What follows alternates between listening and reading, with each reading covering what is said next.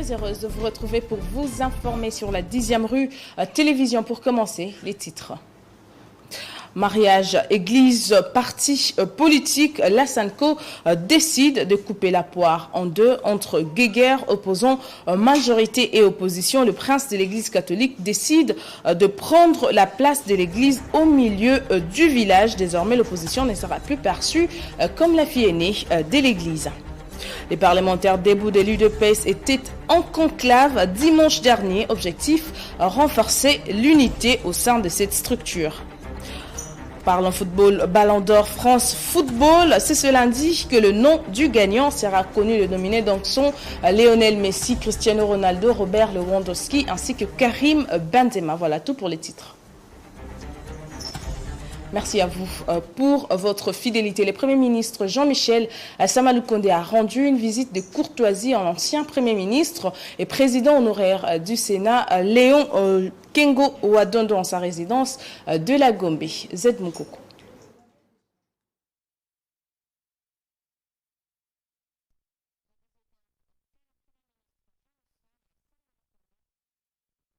Visite de courtoisie le samedi 27 novembre dernier à Léon Kengo Wadondo, ancien Premier ministre, président honoraire du Sénat et ancien procureur général de la République, en sa résidence privée de la commune de la Gombe.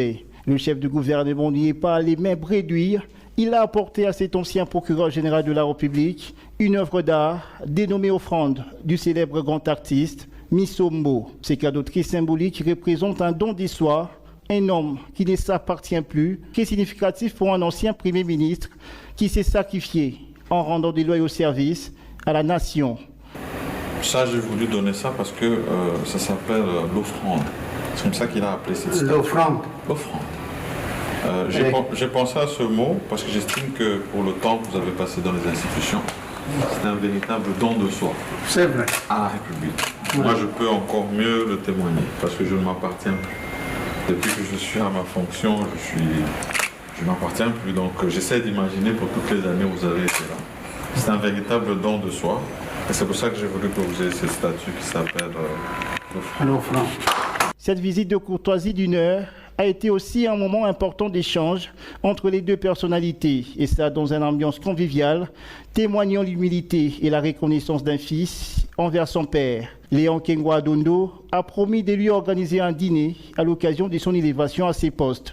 Longue vie, et je vais organiser un déjeuner pour votre accession à la primature. Oh, merci. L'ancien Premier ministre Léon Kengo Wadondo a par ailleurs exprimé sa joie de recevoir la visite d'un digne fils du pays, élevé au rang de Premier ministre par le chef de l'État, Félix-Antoine Tshisekedi. Le vice-premier ministre, ministre de l'Intérieur, Daniel Asselo Okito, est arrivé à Matadi le week-end dernier en vue de s'informer de l'évasion de prisonniers de la maison incarcérale de cette ville. Il en a profité également pour donner de nouvelles lignes de conduite à l'équipe dirigeante.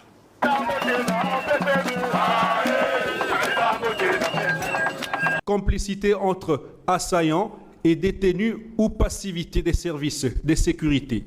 Difficile de se prononcer pour l'heure. Que s'est-il réellement passé à la prison centrale de Matadi la nuit du 23 ou 24 novembre dernier, où plus d'une centaine de détenus se sont évadés? Pour avoir des réponses à ces interrogations et prendre des mesures appropriées afin d'éviter pareille situation à l'avenir, le vice-premier ministre, ministre de l'Intérieur et Sécurité, est arrivé dans la ville de Matadi. À l'entrée de la ville, le comité provincial de sécurité, avec à sa tête le gouverneur intérimaire du Congo central, aux côtés de cadres et militants de l'UDPS, ont accueilli les patrons de la territoriale congolaise.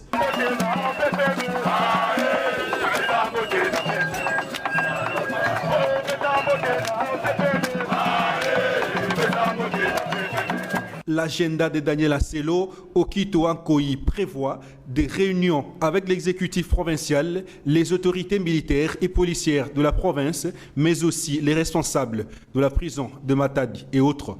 Pour rappel, les faits se sont déroulés aux alentours de 1 heure ou 2 heures, une opération spectaculaire au cours de laquelle 2 hommes armés se sont présentés à l'entrée principale de la prison centrale de Matadi et ont neutralisé les gardiens et ouvert les cellules permettant à un grand nombre de prisonniers de s'enfuir. Faisons un tour au Nord Kivu où le ministre en charge de la Défense nationale, Gilbert Kabanda, est arrivé dans la ville de Goma le week-end dernier afin de rejoindre l'équipe constituée des parlementaires et officiers généraux de l'armée congolaise qui séjournaient déjà dans cette ville. Manuela Kitalungoy. Sous une forte pluie, Gilbert Kabanda, ministre congolais en charge de la défense nationale, a atterri à l'aéroport international de Goma le week-end dernier. Il rejoint ainsi l'équipe constituée des parlementaires et officiers généraux de l'armée congolaise, séjournant en ville volcanique depuis bientôt une semaine. À la deuxième prorogation de l'état de siège, vous le savez, les caucus des députés du Nord Kivu et de l'Ituri avaient séché les séances plénières, contestant ainsi et l'évaluation de cet état de siège. Sur ce, le ministre de la Défense nationale qui est sur place demande à la population de ces coins d'y participer. Et superviser la commission gouvernementale d'évaluation de l'état de siège. C'est ça l'objet de ma mission ici. Travailler le nombre de jours nécessaires pour qu'on puisse réellement évaluer. Elle est composée d'officiers, elle est composée de parlementaires, députés et sénateurs. Et comme je vous ai dit, elle est supervisée par moi-même et par le délégué du ministre de l'Intérieur et du ministre de la Justice. La population et que la population est invitée à participer à travers ses forces vives à cette évaluation-là, parce que la population sera aussi invitée à donner son point de vue sur la façon dont l'état de siège fonctionne. Après Goma et Beni, la mission va se rendre à Bunia, dans la province de l'Ituri. Il faut noter que, décrété depuis le mois de mai de cette année en cours par le président de la République, Félix-Antoine Tshisekedi Tshilombo, l'état de siège a pour mission principale d'éteindre l'activisme de groupes négatifs en Ituri et au Nord Kivu. Tout à fait autre chose. À présent, l'abbé Donancien Cholet, secrétaire général de la conférence épiscopale nationale du Congo, était devant la presse lundi 29 novembre 2021 au siège social de la SENCO à la Gombe. Donancien Cholet a laissé entendre clairement devant la presse qu'il ne faut pas que l'opposition du pays se cache derrière l'Église. Yassem Avungara. Après sa rencontre avec le chef de l'État le week-end dernier et la tenue de sa session extraordinaire de son comité permanent, la conférence épiscopale nationale du Congo, SENCO, vient de fixer l'opinion publique sur sa position. Abbé Donatien Cholet, secrétaire général de la SENCO, a au cours d'un point de presse tenu ce lundi 29 novembre en son siège, laissé entendre clairement qu'il ne faut pas que le parti politique de l'opposition se cache derrière l'Église. Pour lui, il faudrait que les opposants prennent leurs responsabilités en tant qu'opposants. Et ajoute, ce qui arrive à certains moments et quand la prise de position de la SENCO arrange les intérêts d'un parti politique ou plateforme, en ce moment-là, la SENCO est applaudie. Mais quand ça n'arrange pas un point de vue, on crache sur la SENCO, a-t-il regretté. Concernant l'état des sièges, Donatien Cholet a clairement expliqué le contenu du mémo déposé au chef de l'État, lequel stipule la réqualification de l'état de siège de manière qu'il soit plus efficace, de répondre aux besoins de la population de cette contrée de la République. Les pères évêques ont évalué l'état de siège et ils ont aligné quelques recommandations à faire au commandant suprême dans le sens de réqualifier cet état de siège de manière à ce qu'il soit plus efficace et répondre davantage aux besoins de la population qui y vit. En ce qui concerne les élections à venir, la SENCO suit de près le processus électoral. Convaincu que le bien-être du peuple congolais et la cohésion nationale dépendent pour beaucoup de la réussite du processus électoral, dont l'objectif est l'organisation des élections crédibles, inclusives, transparentes et apaisées, les évêques ont échangé sur l'évolution de ce processus qu'ils suivent très attentivement. Signalons qu'un groupe conduit par le secrétaire général de l'ECD, parti cher à Martin Fayoulou, a envahi d'une manière spectaculaire le siège national de la SENCO pour exiger des explications concernant la fameuse phrase du président de la SENCO, Marcel Outembi, qui dit, je cite, « Une étape a été franchie. » Dossier à suivre.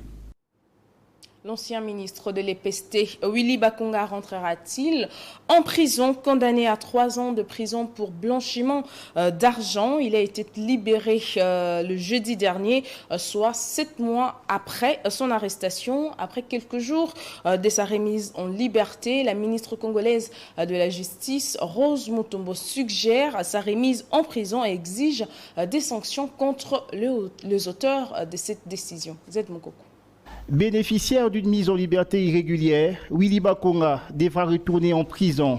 Condamné à 3 ans de prison pour blanchiment d'argent, il a été libéré le jeudi dernier, soit près de 7 mois après son arrestation. D'après un courrier de la ministre de la Justice adressé au procureur général près la Cour de cassation, l'ancien ministre de l'EPST est inéligible à la grâce présidentielle. Cette correspondance contenait une liste de condamnés qui seraient éligibles à la décision de mesures de grâce collective prise en juillet dernier par le chef de l'État Félix-Antoine Tshisekedi. Seulement la ministre fait remarquer que le nom de Willy Bakonga a été repris alors que ce dernier ne dépendait pas de la juridiction du procureur près la cour d'appel de Kinshasa. La ministre de Justice désapprouve cette démarche et considère qu'il s'agit d'un manquement grave, d'un excès de pouvoir qui porte atteinte à l'exécution de l'ordonnance présidentielle du 28 juillet 2021 portant mesures collectives de grâce. Pour elle, les personnes condamnées par la Cour de cassation doivent être ramenées dans l'état où elles étaient avant sa lettre à la prison centrale de Makala. Cela signifie clairement que Willy Bakonga fait partie de ces personnes concernées. Censé retourner en prison après une libération irrégulière,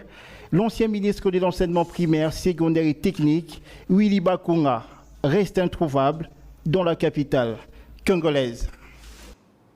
Puis dans la suite de l'actualité, les parlementaires déboutent une structure de l'Union pour la démocratie et les progrès sociaux a organisé un conclave. C'était le dimanche dernier au site touristique de l'Antiélé. Ces assises, ces militants de parti de cette structure proche du parti présidentiel se sont décidés de marcher dans l'unité et soutenir les autorités afin de faire avancer cette structure.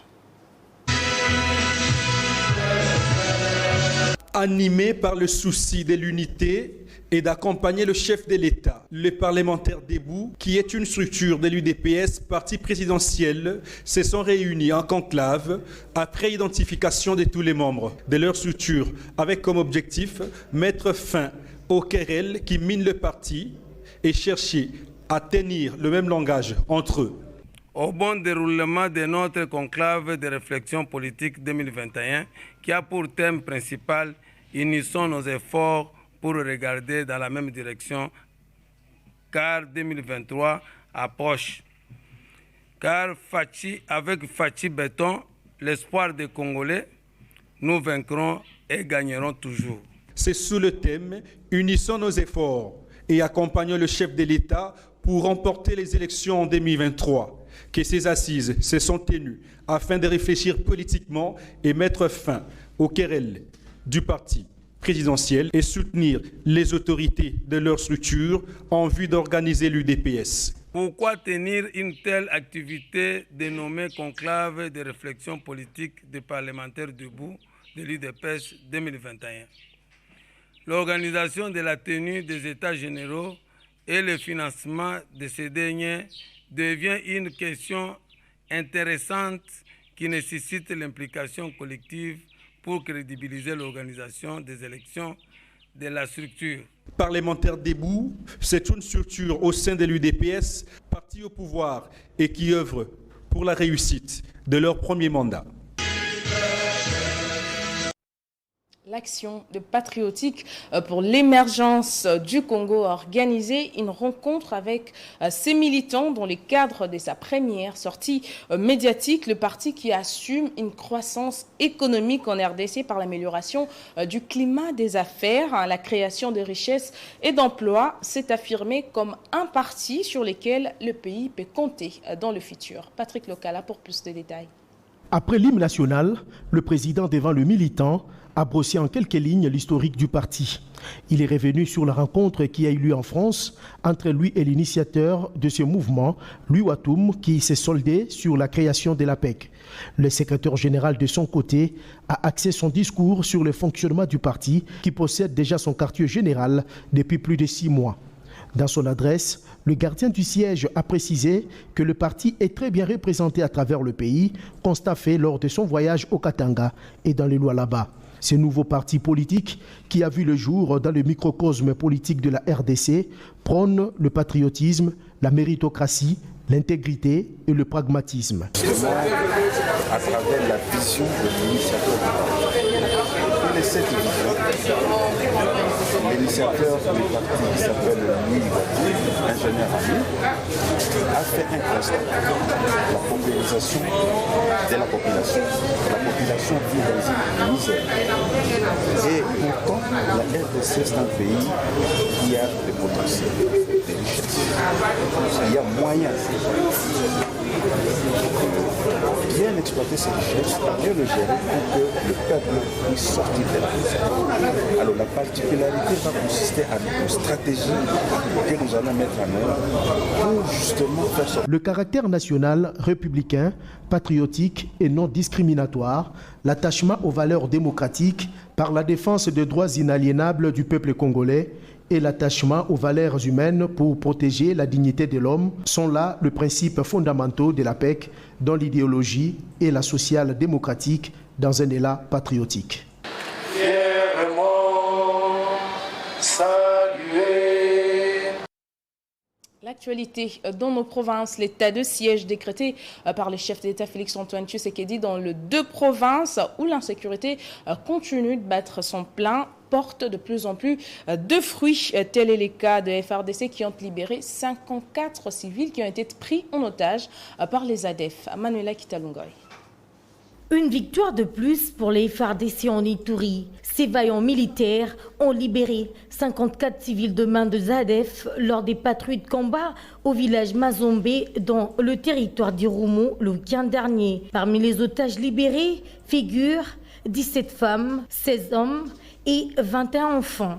Un motif de joie et de satisfaction pour cette population qui salue le professionnalisme des forces armées de la République démocratique du Congo.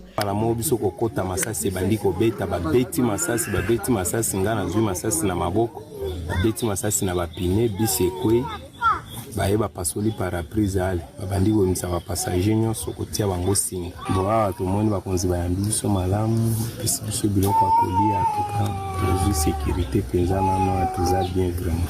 L'occasion pour le lieutenant Gilles Ngongo, porte-parole des opérations militaires en Ituri, d'appeler la dite population de continuer à faire confiance à l'armée congolaise qui travaille d'arrache-pied pour sa protection.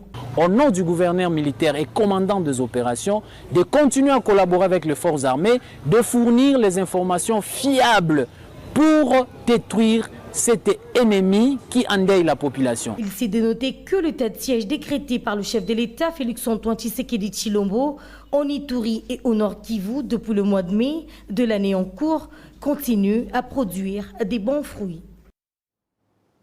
Et on reste en province, tous debout et engagés contre les violences faites à la femme et aux jeunes filles.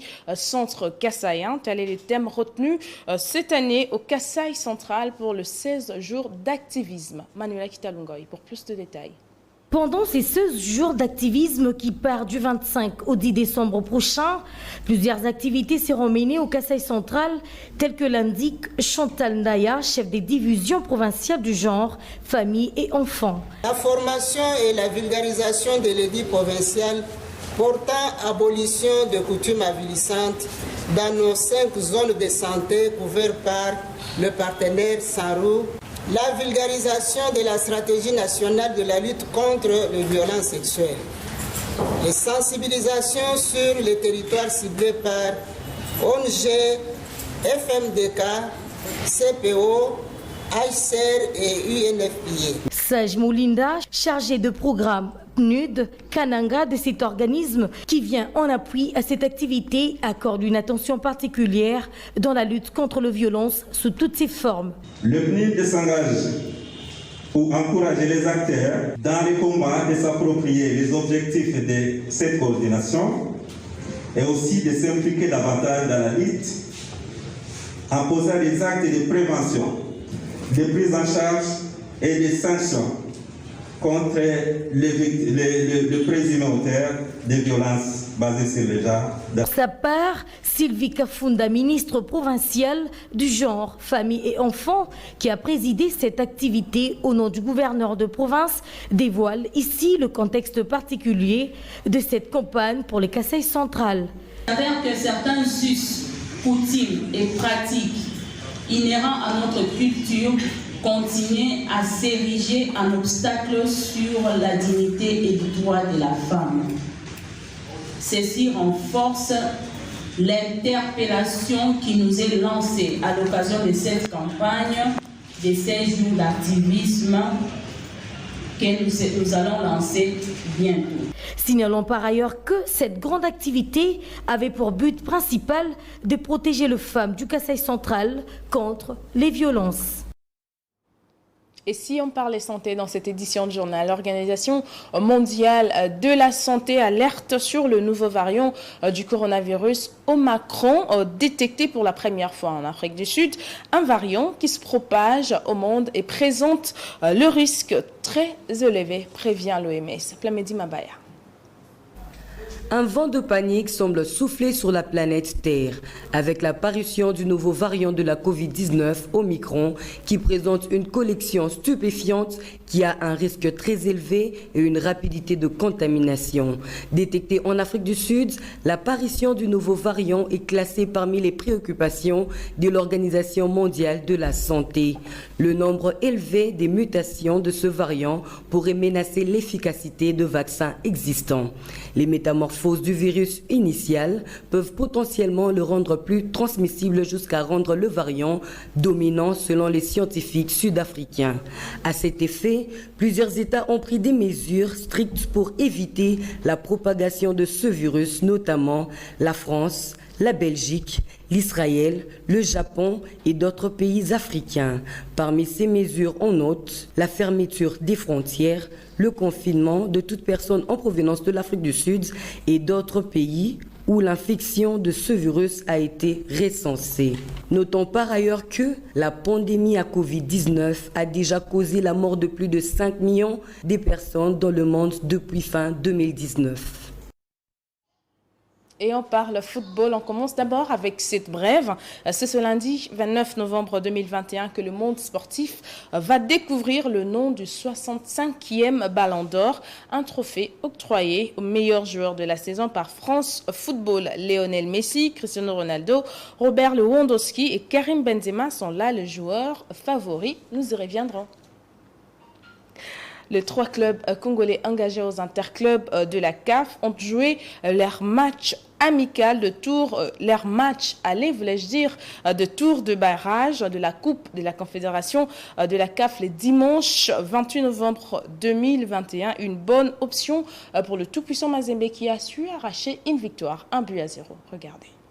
Les 3 clubs congolais engagés en compétition interclub de la CAF ont joué leur match aller des tours du cadrage de la Coupe de la Confédération de la CAF ce dimanche 28 novembre 2021. Une bonne option pour le tout-puissant Mazembe de Lubumbashi qui a évité l'erreur de la fois passée, abattant l'équipe sud-africaine de Marumo galant 1-0. Les Corbons fait l'essentiel à domicile grâce à l'unique réalisation de la partie, marquée par le défenseur sud-africain contre son camp, après la frappe de Sose Zemanga à la 45e minute. À Kinshasa, l'Esmania Magnon a été mise entre parenthèses par le jeu égyptien de Pyramide FC. Les Kambelembele s'y sont inclinés à domicile au stade de Martyr 0-1 grâce à la réalisation de Mahmoud Ouadi à la 25e minute. Mais déjà, il y a des gros regrets parce qu'on ne devait pas perdre ici. Si on voulait, comme je l'ai dit, aller loin, il fallait faire un bon résultat ici. Mais c'est arrivé, nous devons que nous continuer à nous reconcentrer et assumer. De son côté, le Daring Club Motema Pembe de Kinshasa a craqué. Le club quinois s'est incliné à l'extérieur 2-0 devant le Nigeria de Luce Gendarmerie. Un club prénable est devenu imprénable. L'équipe Cheravidi Chimanga pays cache sa désorganisation. Les Immaculés se sont déplacés à Niamey avec un effectif réduit et perturbé par des problèmes administratifs. Conséquence, le groupe présent à Niamey est incapable de faire un bon match et craque avant le match retour qui est prévu dans une semaine à Kinshasa. C'est donc par cette note sportive que nous mettons un terme à cette édition de journal. Mais avant de nous séparer, les rappels des titres.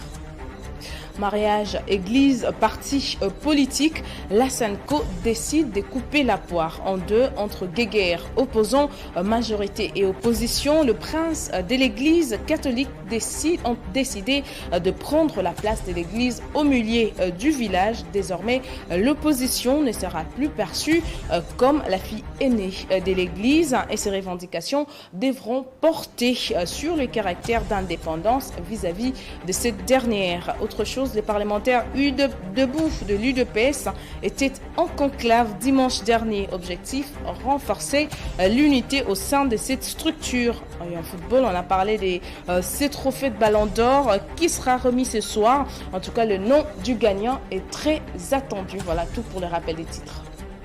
Un grand merci à vous tous de nous avoir suivis. On se retrouve demain avec le même plaisir. D'ici là, vous allez retrouver Antimos pour les journaux en langue.